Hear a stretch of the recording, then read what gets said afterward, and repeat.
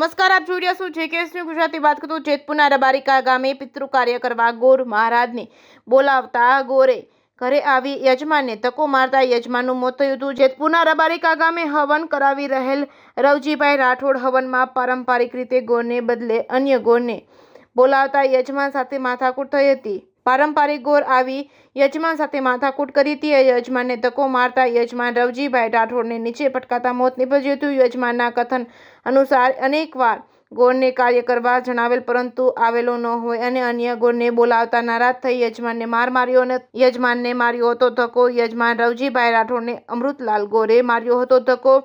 ઇજાગ્રસ્ત યજમાનને હોસ્પિટલ ખાતે ખસેડતા તબીબે મૃત જાહેર કર્યા હતા. જેતપુર ઉદ્યોગનગર પોલીસે હોસ્પિટલ પહોંચી તપાસ હાથ ધરી હતી. જેકેએસની ગુજરાતી સાથે રાકેશ પીઠડિયા, જેતપુર.